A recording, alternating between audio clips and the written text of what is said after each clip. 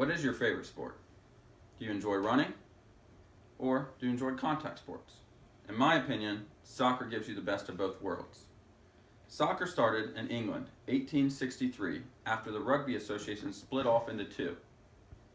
Since then, people around the world have been playing soccer. It is now 90% of the world's first sport. It's also played in the Olympics, and the World Cup is played every 4 years. A couple different teams have won the World Cup. The United States has had a chance to play in it, and soccer is becoming increasingly popular in the United States. So today, I'm not only going to inform you about the history of soccer, but I'm going to teach you how to pass the ball properly and shoot the ball properly, because it's more than just kicking the ball. First, we'll talk about passing the ball. Now, passing the ball is broken down into three things: the run-up, the contact with the ball, and the follow-through. Okay, I'll teach you a little bit about the cleat. The cleat is made up of a few different parts. It looks just like a normal shoe, except for the cleats at the bottom, which will give you stability when you plant your foot into the ground to make contact with the ball. Now, this here is the instep of your cleat. This here is what you're going to want to make the pass with. Here are your laces, just like a normal tennis shoe.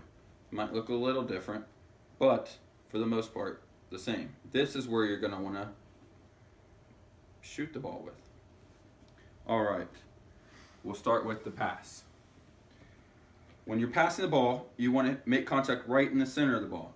Too low, the ball will pop up in the air. Too high, and the ball will get stuck in the ground. Okay. Passing the ball. You take a run up, maybe 2 steps or so. Make your 2 steps. Then you plant your non-dominant foot into the ground.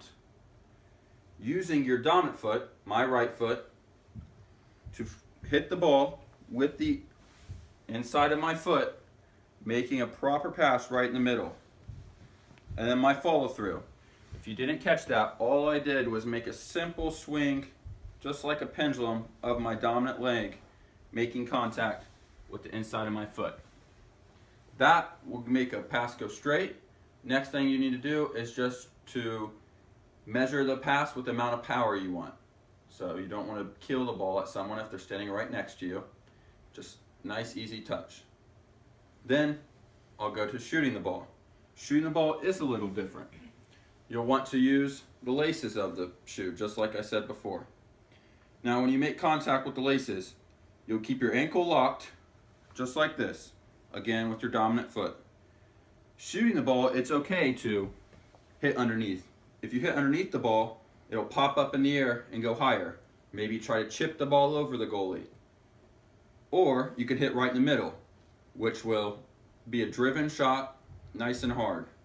If you hit on top of the ball, then it'll give a nice bounce to it and make it tricky for any goalie to save. Okay. So, when you run up here for a shot, you'll take your steps, plant with your non-dominant foot, and then follow through, laces down. If you want the ball to go up in the air, plant your non-dominant foot, get underneath the ball, pop it up in the air. So it's very simple between the two. From there, you just have to aim. Now, moving your hips is how you're going to get the most accuracy. Moving your hips the way you would want to for the ball to go.